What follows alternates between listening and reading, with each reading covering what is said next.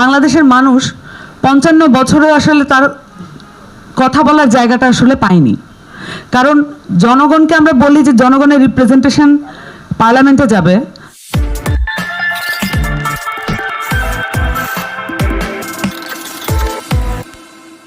Political party গঠন করা যতটাই হোক না কেন এবং ইলেকশন নিয়মিত করা, এটা দিয়ে আমরা ডেমোক্রেসিকে আসলে এস্টাবলিশ করতে পারি না।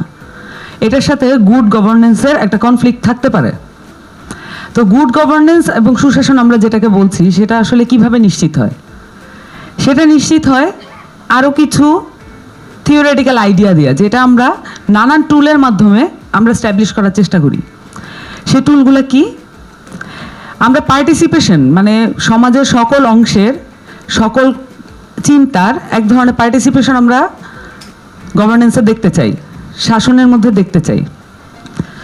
যেমন ধরুন, বাংলাদেশে যেই পাবলিক এবং প্রাইভেট সেক্টর আছে, এটা দুই ধরনের ক্যারেক্টার আমরা স্পষ্টতই দেখতে পাই। পাবলিক সেক্টরকে আমরা ধারণা করে নিয়েছিলাম যে পাবলিক সেক্টর জনগণকে সার্ভ করবে, সেটার ক্যারেক্টারটা আবার বদলেও গিয়েছে। প্রাইভেট সেক্টরকে আমরা মনে করেছিলাম যেহেতু এটা জনগণের মধ্যে থেকে উঠে আসা কিছু মানুষ এটা কন্ট্রোল করে, তাহলে হয়তো তাদের মধ্যে আমরা জনগণকে রিপ্রেজেন্ট করার মতো আইডিওলজিগুলো দেখতে পাবো, সেই কাজগুলো দেখতে পাবো। কিন্তু প্রাইভেট সেক্টরেও আমরা দেখতে পেয়েছি যেহেতু পাবলিক সেক্টরের উপর নির্ভরশীল আছে, বিভিন্ন ধরনের আইনি জটিলতায় নির্ভর করার কিছু ব্যাপার আছে।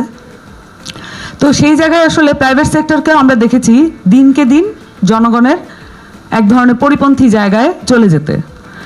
তো সেখানে আমরা দেখতে পাই যে প্রাইভেট সেক্টরে দেখেন বাংলাদেশের আসলে কোনো ক্যারেক্টার দাঁড়ায় নেই, পাবলিক সেক্টরে তো দাঁড়ায়ই নেই, এটা কেন আমরা সবাই জানি। কিন্তু প্রাইভেট সেক্টরেও আমরা দেখতে পাই যে বাংলাদেশের জনগণের রিফ্লেক্ট করে এমন কোনো বৈশিষ্ট্য আসলে তৈরি হয় নাই।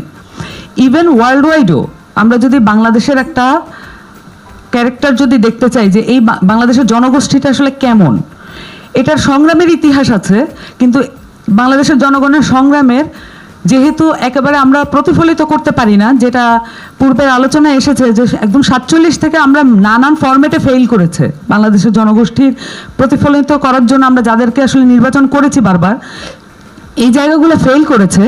সেই জায়গা থেকে আসলে বাংলাদেশে ওয়ার্ল্ড ম্যাপে বাংলাদেশের জনগণের ক্যারেক্টার এবং বাংলাদেশের কোনো নির্দিষ্ট বৈশিষ্ট্য তৈরি হয় নাই। তো আমরা চাইবো যে বাংলাদেশে পাবলিক সেক্টর আমাদের ঢেলে যদি সাজাতে হয় সেটা অবশ্যই আমরা করব, এবং প্রাইভেট সেক্টরেও আমাদের আসলে মানে একদম মনোযোগ দেওয়া উচিত। এবং বাংলাদেশে আপনারা জেনে থাকবেন যে বাংলাদেশে আসলে কোনো ইন্ডাস্ট্রিতে কোনো ধরনের প্যাটেন্ট বাংলাদেশের নেওয়া খুব কঠিন, কারণ চায়না আসলে অনেক সময় দেখা যায় যে এই বিষয়গুলো আসলে বাংলাদেশের লেবারের উপরে খুবই নির্ভর করে। তো বাংলাদেশে যদি ক্রিয়েটিভ কোনো প্যাটেন্ট থাকে, সেটা অনেক ক্ষেত্রেই দেখা যাবে যে মার্কেটে এক ধরনের বৈষম্য তারা হয়তো তৈরি করবে। তো এই জায়গাগুলো আমাদের একেবারে নির্দেশ করা বা এই জায়গাগুলো নিয়ে চিন্তা করা খুব জরুরি। তো আইনের শাসনের ক্ষেত্রে যদি আসি এবং জবাবদিহিতার জায়গাটাতে আসি, আমরা তো এখন দেখতে পাচ্ছি যে দায় ও দায়িত্ববোধ যদি না থাকে তাহলে জবাবদিহিতার প্রতি আসলে যারা শাসনে আছে তাদের কোনো আগ্রহবোধ থাকবে না।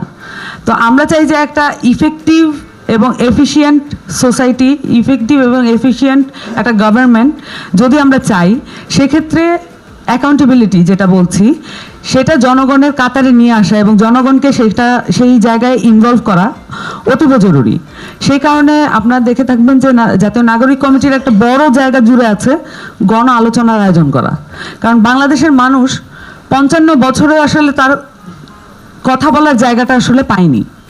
কারণ জনগণকে আমরা বলি যে জনগণের রিপ্রেজেন্টেশন পার্লামেন্টে যাবে, জনগণের রিপ্রেজেন্টেশন হায়ার অথরিটি, আরও যারা হায়ার অথরিটি এবং রাষ্ট্রপতি পর্যন্ত যাবে, কিন্তু সেটা আসলে আমরা অ্যাচিভ করতে পারি নাই। কারণ জনগণের কাছে আমরা যাইনি। আমরা লোয়ার যেই আমাদের প্ল্যাটফর্ম আছে যেটা পাবলিক, আমরা বলেছি যে তাদের সকল ক্ষমতার উৎস জনগণ, কিন্তু আমরা তাদের কাছে পৌঁছানোর কোনো ওয়ে আউট করতে পারিনি।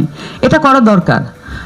আমরা বলতে চাচ্ছি যে যেই গণ আলোচনার পরিসর তৈরি করার জন্য যদি আমাদের কোনো নতুন মডেল ফলো করতে হয়, যেমন গ্রিসে এক সময় সক্রেটিসের সময় একটা গণ আলোচনা পরিসর ছিল, সেখানে সেমিনার সিম্পোজিয়াম রেগুলারলি হতো। পাবলিক তার নিজের কাজকর্ম বাদ দিয়েও যেত, পাবলিক তার নিজের কাজকর্মর পরেও যেত, এবং সেন্ট পল সেখানে তার ধর্ম প্রচার করার জন্য গিয়েছিলেন। লোকে বলেছে তোমার কথা তো সুন্দর, তুমি বলতে থাকো, আমরা কালকে আবার আসবো তোমার কথা শুনতে। এই যে জায়গাগুলো আসলে বাংলাদেশে আসলে ক্রিয়েট করা দরকার, বাংলাদেশের জনগণের জন্য গণ আলোচনার পরিসর তৈরি করা, এবং এই ধরনের আলোচনা, এবং হচ্ছে প্রয়োজন পড়লে একদম গ্রামীণ অঞ্চলে, প্রান্তিক অঞ্চলে আমাদের আসলে আলোচনার পরিসর তৈরি করা অতীব জরুরি। আমরা যেই জায়গাগুলো চেঞ্জ করতে চাচ্ছি, রাষ্ট্রযন্ত্র, রাষ্ট্রের যত প্রতিষ্ঠান আছে এবং হচ্ছে সংবিধান, এবং ইন বিটুইন যত ধরনের ধাপ আছে, এই ধাপগুলো চেঞ্জগুলো কি দরকার, শুধুমাত্র আমাদের ল্যাঙ্গুয়েজের কারণে আমরা যদি তাদের কাছে পৌঁছাইতে না পারি, প্রান্তিক জনগণের কাছে পৌঁছাইতে না পারি, তাহলে এটা আমাদের জন্য এক ধরনের ব্যাকফায়ার করতে পারে। আমরা মনে করি প্রান্তিক জনগণের কাছ পর্যন্ত যাওয়ার জন্য আমাদের ভাষা সাবলীল হওয়া, আমাদের ভাষা জনসংযোগের উপযুক্ত হওয়া খুবই জরুরি। এবং আমরা যেটা মূলত চাই যে বাংলাদেশে একটা রাজনৈতিক জনগোষ্ঠী তৈরি হোক। রাজনৈতিকভাবে সচেতন জনগোষ্ঠী ছাড়া আমরা যে চেঞ্জগুলো আসলে বাংলাদেশে চাচ্ছি, এটা আসলে কঠিন হবে। বাংলাদেশে আসলে মানুষের কলোনিয়াল মাইন্ডসেটের কারণেই অনেক কিছুই এখানে চেঞ্জের কথাটা বলা, আমূল পরিবর্তনের কথা বলা বা মৌলিক পরিবর্তনের কথা বলাটা কঠিন। কিন্তু এটা ছাড়া বাংলাদেশে আমরা যে বাংলাদেশকে যেই জায়গায় আসলে ওয়ার্ল্ড ম্যাপে দেখতে চাই, সেটা কঠিন হবে বলে মনে করছি।